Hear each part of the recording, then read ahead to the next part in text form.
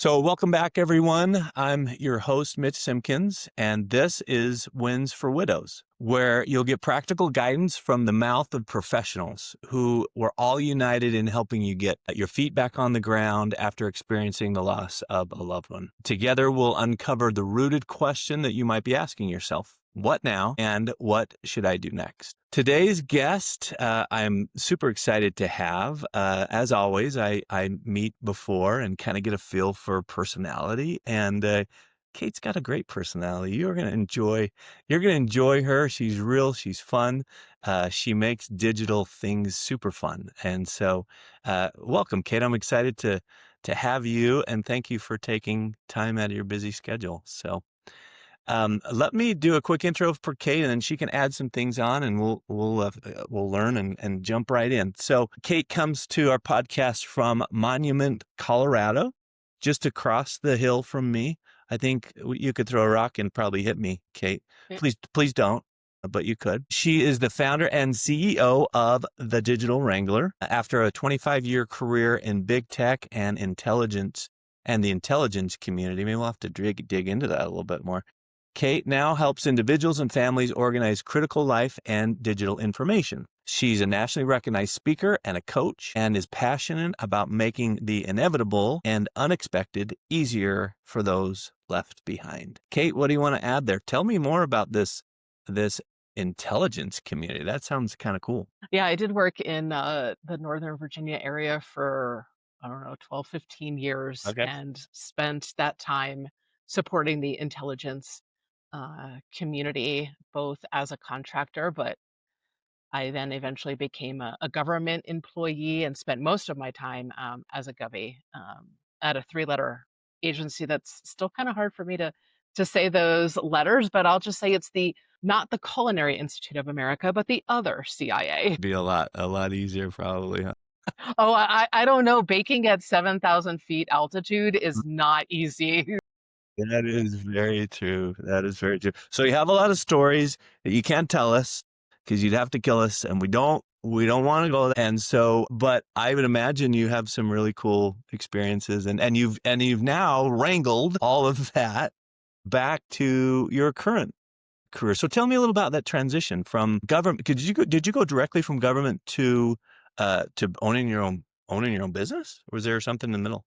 Oh gosh, there's like a lot of things. My career, my professional career has taken some interesting turns. I don't think I shared with you, Mitch, when we met. I have a master's in aerospace engineering. So I started out working on satellite, and then there was a boy, and then I moved across the country and started working for John Deere, and everyone always joked, "Oh, Kate's going to figure out a way to make the tractors fly." And then 9/11 happened, and I'm originally from northern New Jersey. My dad worked in banking, specifically at Chase Manhattan Bank for 44 years. He was in Lower Manhattan on 9/11. And less than a year later, the factory that I was working at John Deere closed. And So I found myself out of a job. And at this point, the boy was no longer in the picture. And I'm like, why don't I help go get the bad guys? So that's pretty much how I got into the intelligence community. okay. I left about 11 years ago and moved to Colorado. I had the financial flexibility to basically plan a midlife crisis, and I just moved out here and took time off to just kind of regroup. Find yourself. Yep, and then I wound up finding the love of my life. So it's amazing what happens when you clear some space in your life. That's good. Take a little And break. then yeah, and then I started the Digital Wrangler now about 3.5 years ago. Okay. So Okay. actually, when I worked at the agency in Northern Virginia, I had my first medical emergency. I'm working in a nondescript office building in Northern Virginia and didn't know that I not only was allergic to lentils, but turns out I am anaphylactically allergic to lentils. So I got my first ride in an ambulance at the age of 37. But when you work in the intelligence community, Mitch, like we're trained, we can't keep information in our head, right? So here I am, I'm in the middle of the workday. I get taken out on a stretcher, but the mission has to continue. So in that situation, or even just at the end of a business day, I run into someone in the hallway, we have a conversation, we make a decision. Mm, I need to leave a trail, typically a digital trail of that information, because if I'm sick and I don't come in the next day, yeah, I don't want to be holding up whatever we happen to be working on. yeah, yeah. So that was really trained in ingrained in me, pretty early in my career, and that's all carried into my life now that I'm in my 50s.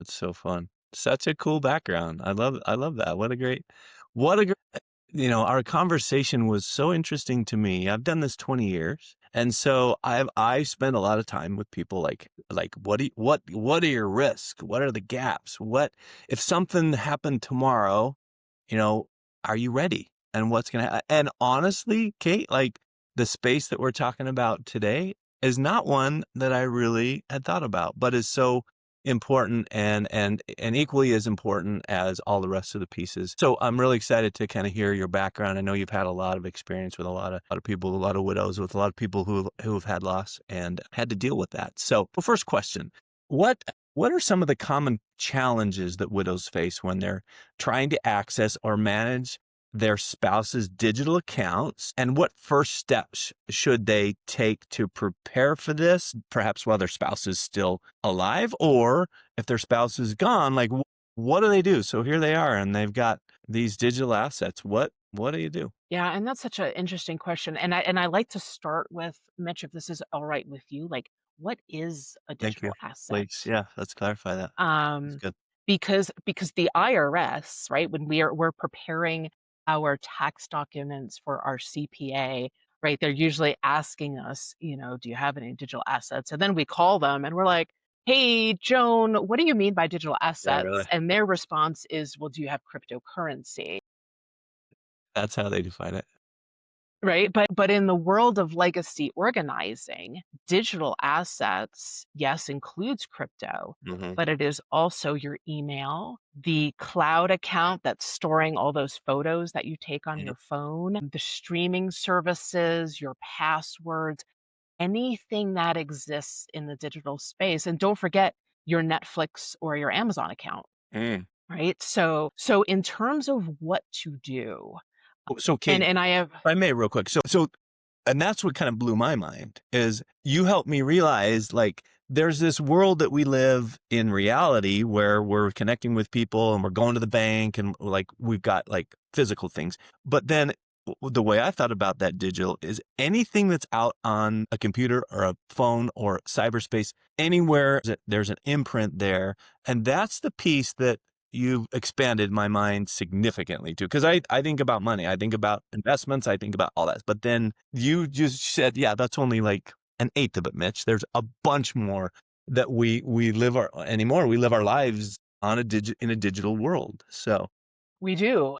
And I'm working supporting a widow right now who was left a little flat footed.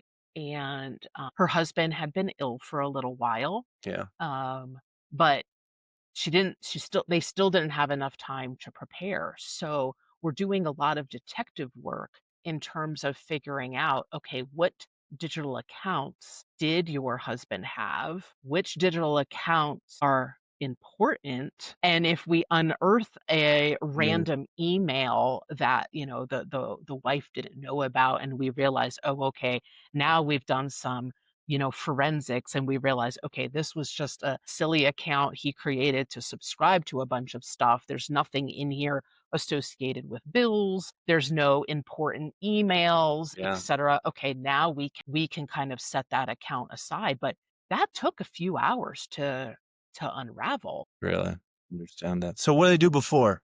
What could she have done with her spouse before to make it easier? Now that she's where she is, what are you doing to help that? So the tip doesn't really change. And the tip is this. Think about your day today. What are the 2, maybe 3 digital accounts that you are using or you need to access today.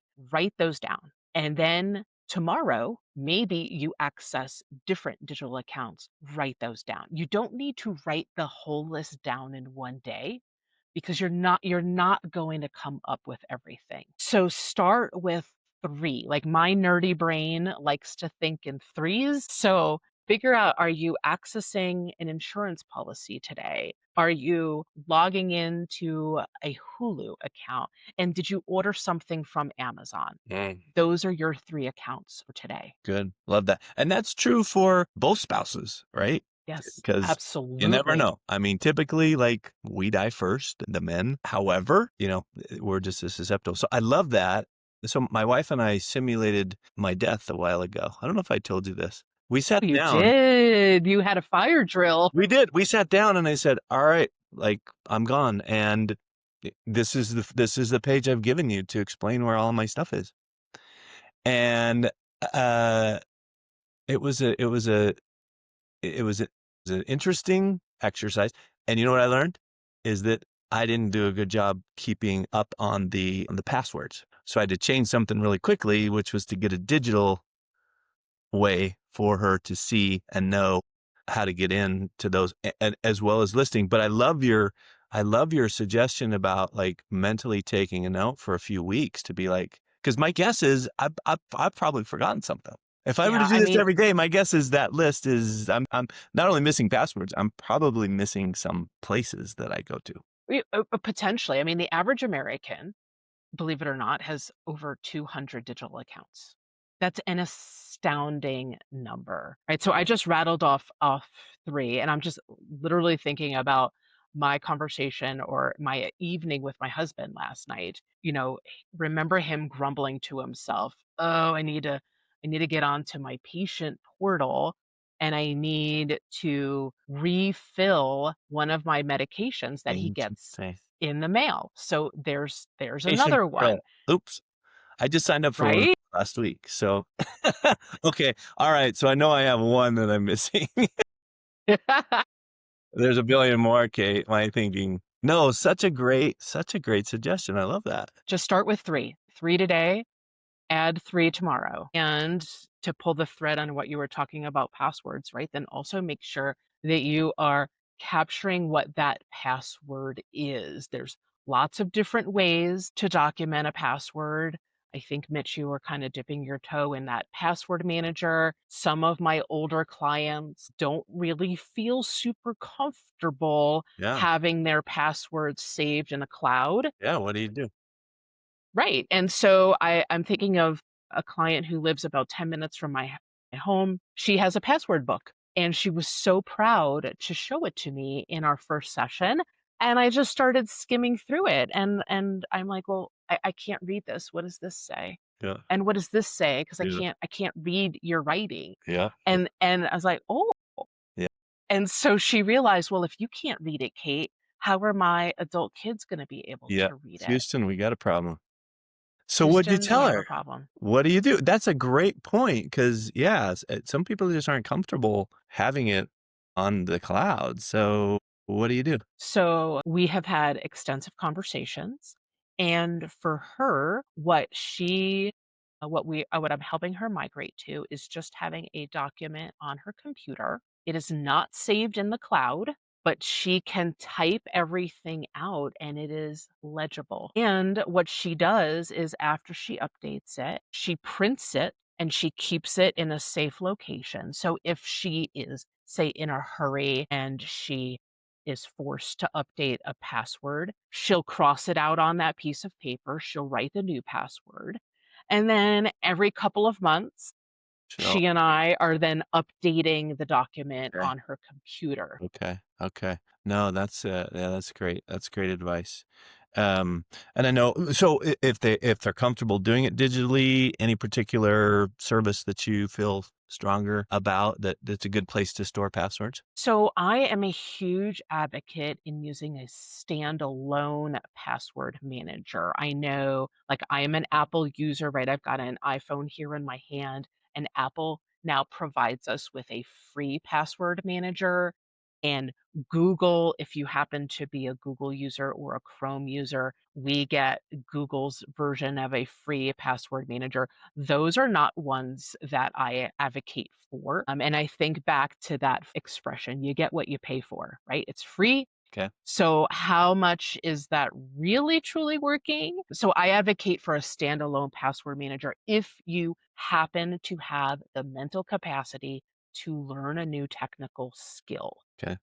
Okay. And All right. So the question, what about notes? Password protected notes on the iCloud. well, if you feel comfortable with that and you have a password on that document, and as long as you make sure that your loved ones know the password Main password. to that document, Yeah. and they know the password to your cloud account, and they know the password to your devices, then Mitch, I think you're okay. See, I Otherwise, told write it on the wall in my bathroom.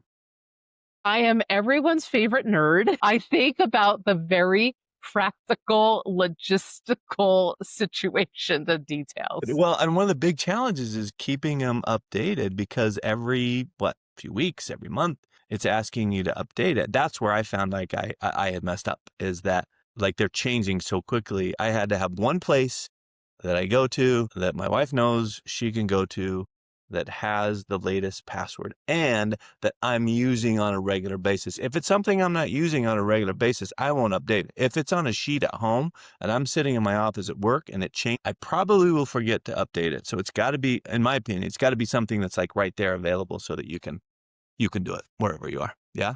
That sound and no, Yes. those are great.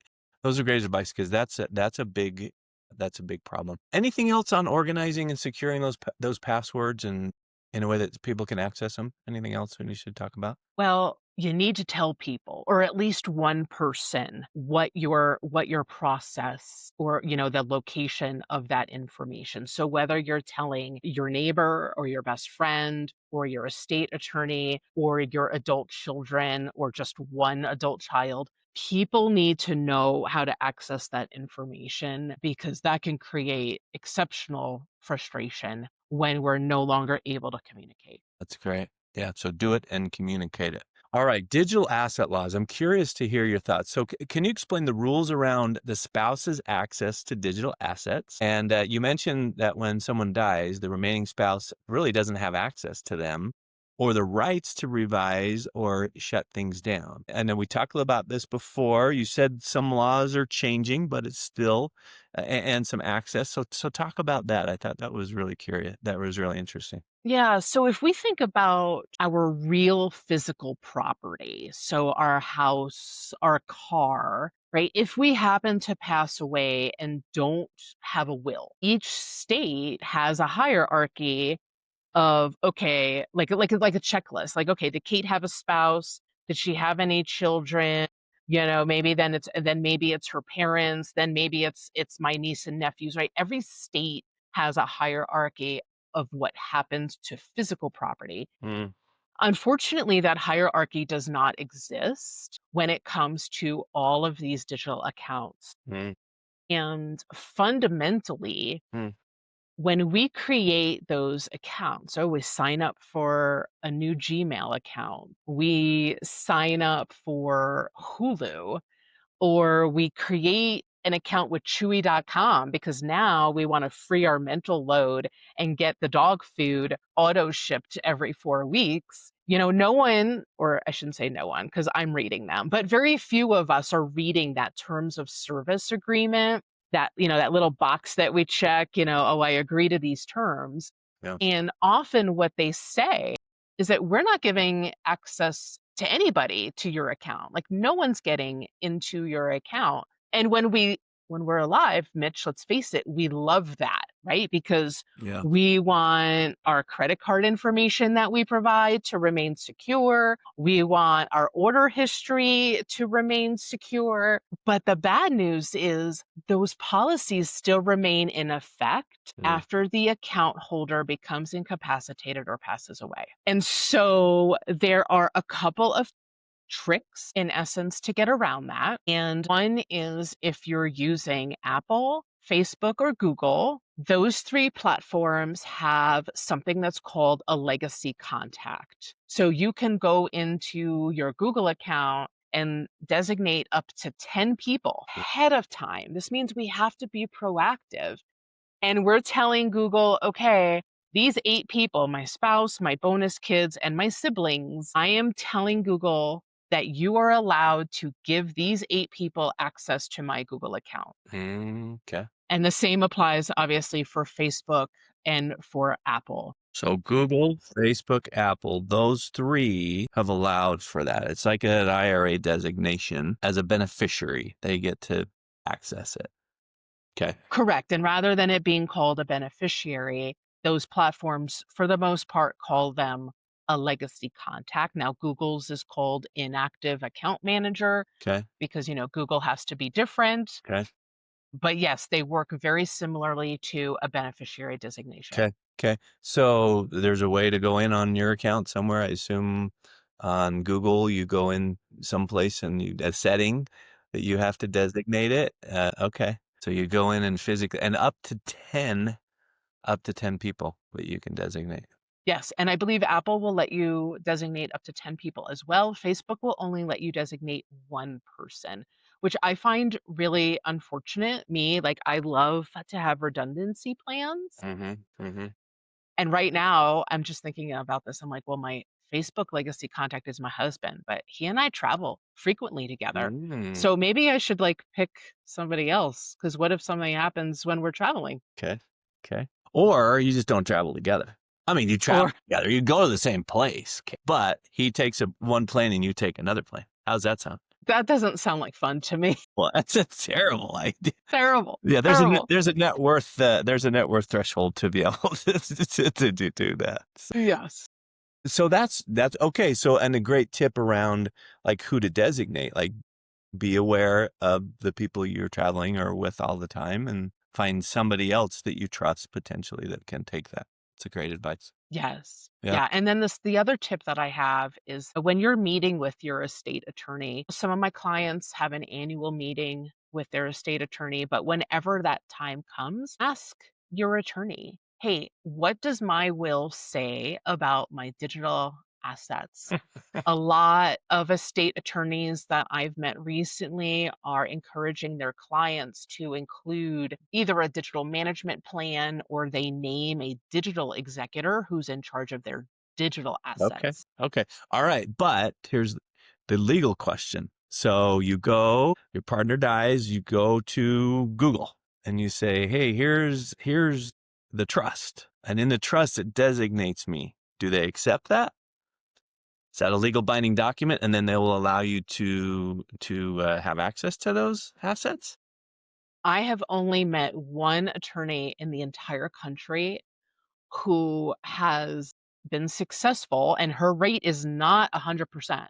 Okay. But I only know one attorney in the country who's been successful against big tech. So it goes back to then making sure that people know what your passwords are, know how to get Mm, or how to find your passwords. And in the case of you, Mitch, since you have that file password protected, they need to know how to access that file. that's one password. I hope she remembers it. I hope she remembers where I wrote it.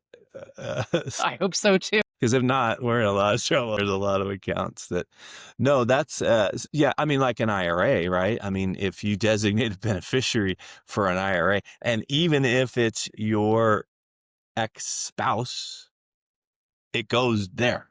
And Yeah, I've heard a if you made story. that yeah, I have a lot of friends who work in HR. If you made that designation 20 years ago and you have not gone back to review that designation, Yep. Yep. that is what the bank is required to follow. And there is no, yeah, Yeah. I've never heard of that one ever being overturned. Like that's a legal binding document, those beneficiary designations. Okay, very cool. No, that is great, great advice. And so it sounds like either make sure that you got passwords or to use the designation on the three. What about I guess the others that you have, you just have to have passwords. You just have to let your Right. trusted. They don't have anything. Okay. Do you Right. Like anticipate I that was changing? Is that kind of changing, or is it those three work just because they're the biggies? well, I will say, and I don't want to call out, I mean, I'm kind of tempted to call out the platform, but I don't want to. There was a fourth platform that offered a tool like that, but about 2 weeks ago, they got rid of it. They really? Oh, They interesting. did. Yes. Do you know why? So I don't know, but I did like send the information to a few estate attorneys that I know, and I was just like, "Hey, FYI." You might be aware. And they were like, "What?" They're like, "What? That we're moving backwards." I said, "Yeah, I know we are moving backwards." Yeah, yeah. No, it's an area that I mean, obviously we do a great job on accounts, on our financial accounts. Like that's constantly in my mind as I prepare and help people, for as they age to be like, hey, let's simulate this. Let's talk about this. What happens? Where do your accounts go? Like that's the first place we always go. We look at their IRAs, we look at their trusts, we look at their individual accounts, we look at their TODs. I ask them about their bank accounts. Like all the time. But the digital asset piece is a whole and can be and it can be a financial thing too, right? It's just not our Facebook. It's not just our social media. It can be other financial things that we may not have access to, our cryptocurrency account. Where are you keeping an insurance policy? Because Mm. I'm thinking about my own insurance policies. They're not sending me that thick booklet every year in the mail like they used to. It's all online. Yep, it is. And then we're all getting it through email. That's true. And if you can't get a hold of their email, there's a lot of things. I know I've had a lot of people who will go through those emails and discover new things. They'll be like, "Oh, I didn't know about this. Oh, I didn't know about that." So good point, because that is a change, right? It used to come in paper, now it's coming digitally. So those, at least the email assets, become really critical. Okay. Absolutely. All right. Great advice.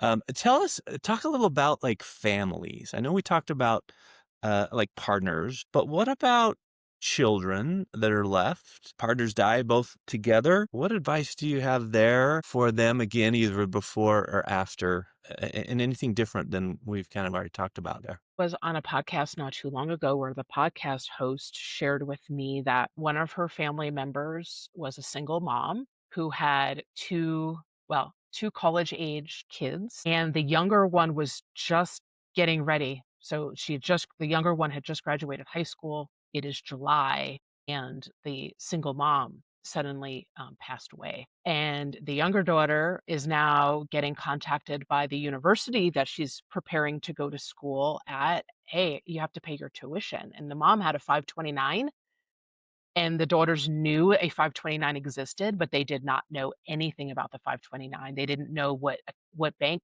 what financial institution had the 529. And so now you have, an 18-year-old daughter Mm, who's beside herself because she just lost her mom, yeah. now being like, "Well, how am I gonna go to college?" Yeah. Right? And then there's also stories of loved ones just not being able to get into those cloud accounts that hold those cherished digital photos. Mm, And so this has a potential both financial and emotional impact. mm, And I often hear, while the frustration around money creates a lot of frustration for loved ones, yeah. it's see more tears when it comes to the digital photos and videos and those digital memories, Mm, mm, not to mention then when these abandoned social accounts get hacked, mm, mm. because we do have this thing now called a digital legacy. That's basically that digital footprint that we're leaving behind. Yeah. Whether our loved ones know it yet or not, they're going to need to close down all of those accounts. Hmm. Then you add in, what the advancements of artificial intelligence. If we leave all these abandoned accounts floating around out there, who knows what AI is going to do with that information Yeah. Or or who the gets a photos, hold of it. Yeah. No, that's great. No, right?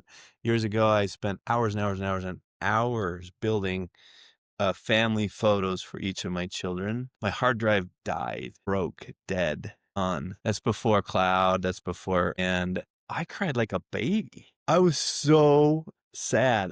So when you talk about the emotional impact of that, it could have been, hundreds of thousands of dollars and not hurt as much as losing those assets and the memories of that. Yeah, no, it's an important piece. I think too, I don't know if you see this, but I probably experienced this even myself. Like it's also figuring out, when do you bring your children into the close aspects of your life? And I always think about it financially, but there's also kind of an emotional as you speak more broadly about digital, like, when do we do that? How do we do that? What have you seen? What's worked? What advice do you have around that from your experiences? So, oh my gosh, that's a really great question.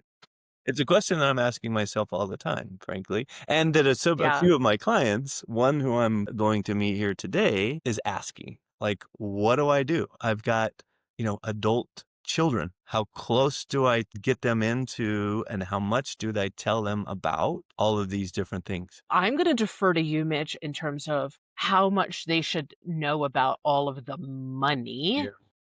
right? But from a digital perspective, I say the next time you are talking to an adult child, give them a nugget. You don't have to sit down and talk about everything. You just say, hey, I'm working on organizing my passwords. Mm, This is where you can find them. yep, yep, Or, you know what? I just updated my estate plan. I now have a pile of documents. This is where they are located. yes, You don't have to tell them the contents yep, of the bank accounts or the contents of the will or the trust, but you at least can make things easier by letting them know where that information is located. yes, I love that. I had a very close friend of mine, college roommate, had a very untimely and very poorly planned situation and death between he and his wife. And it woke me up and it woke my oldest daughter up.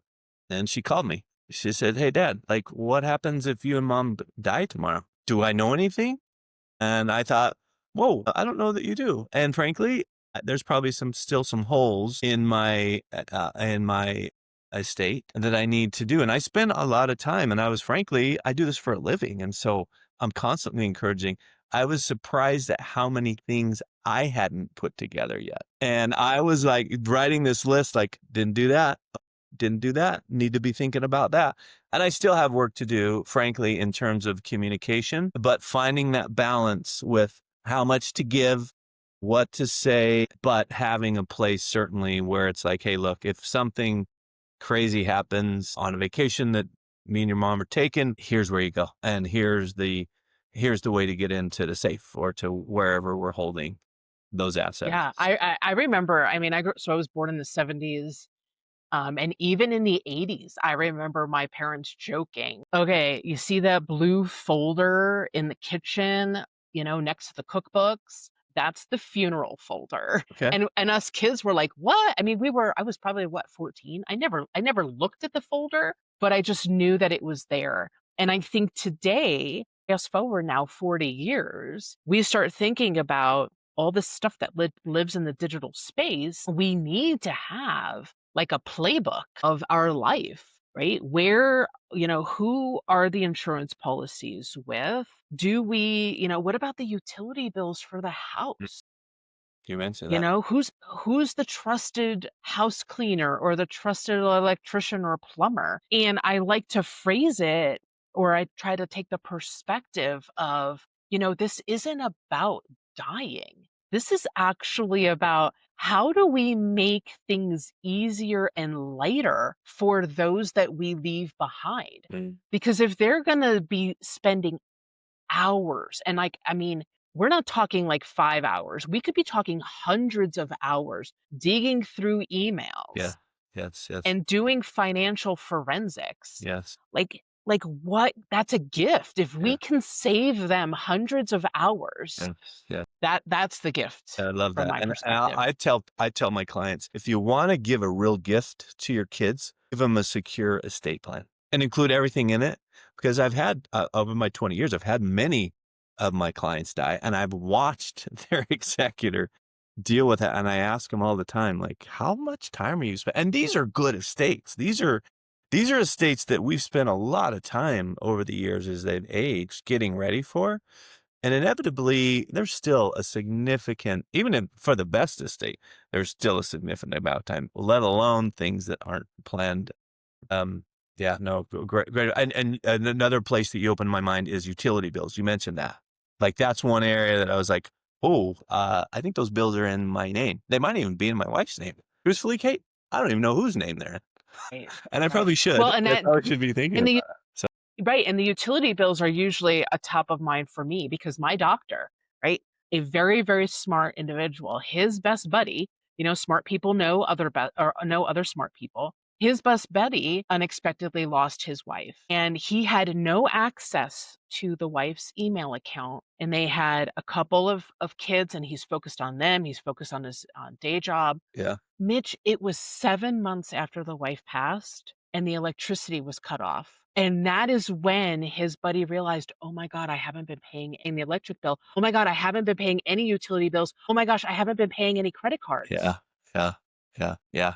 So Just just trying to think get about before how that. that Yeah. snowballed. Yeah. Yes, No, that's really good. right. One other question we talked about, I want to get into briefly, is about the roadblocks that prevent one spouse or the other. It doesn't always have to be, the wife necessarily, but from really discussing or documenting that legacy for whatever reason that might be. Any suggestions there? Any experiences or advice there that you have that might be helpful? In terms of, like, working with 2 spouses? Yeah, like, yeah, spouses, partners figuring out like, okay, like you really don't want me to know that, but I kind of need to. You're a little hesitant, and here's the reason. Like, I'm not trying to pry.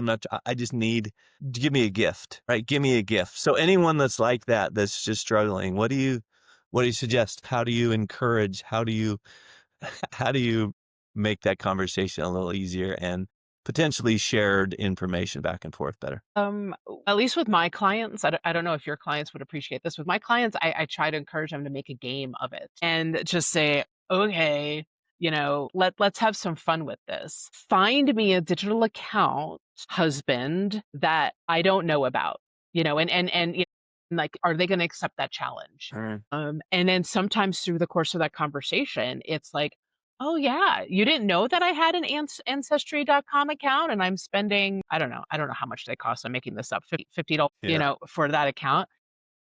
And so we'll try and come up with different perspectives or different challenges to see if we can kind of like crack open that nut just a little bit. We Yeah. don't have to like completely unshell the nut, but we just want to like crack it open just a little A bit. little bit to let it go. Yeah. Maybe throw some money on it. A little friendly competition.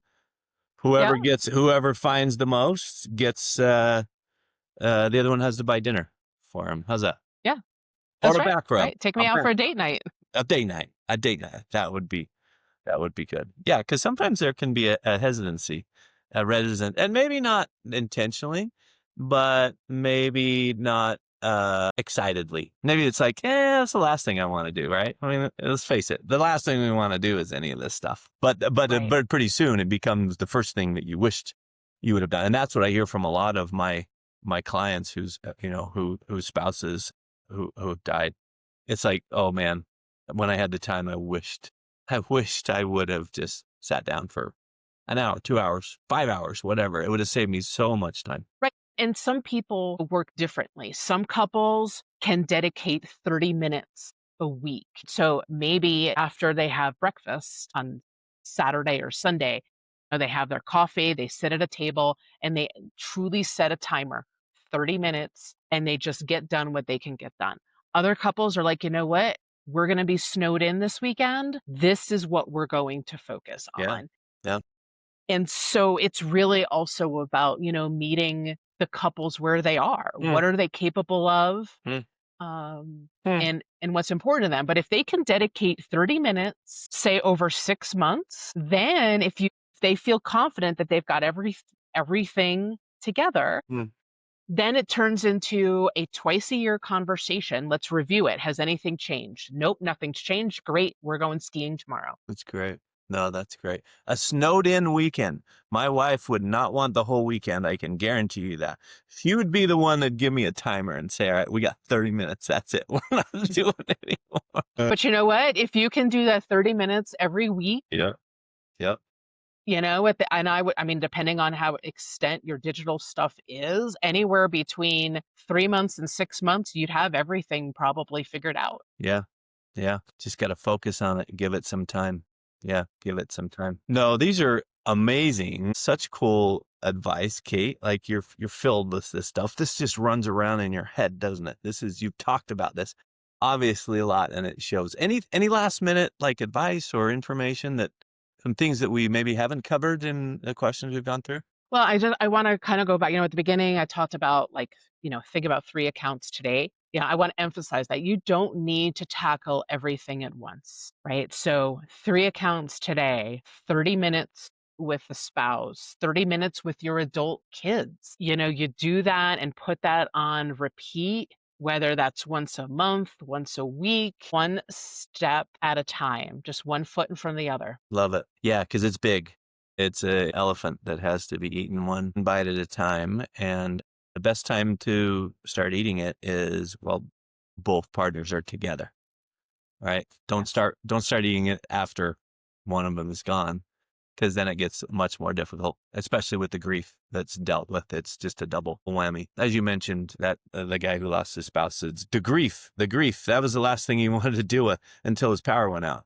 And then he's like, "Oh, I that's right. probably ought to take it there." But before that, it's like there's so much other stuff that he's like, "That's the last thing I just want to take care of my family." So, Exactly, yep. exactly. Yep. You have been amazing, as I fully expected. I can't wait to post this and to get this information out because it's so helpful. I love the work that you're doing, and you're taking some things in a really cool way. Other advisors, other attorneys, or grief counselors, other healthcare professionals, which is all the group that I'm, interviewing and bringing on this, can really benefit from what we've talked about today. So thank you again for your time and for being with us today. Well, and Mitch, thank you for the invitation, and I thank you for all the support that you're providing to your clients, right? Grief is a very individual and personalized experience, so I'm glad that they have you by their It's side. a sacred space. I love it.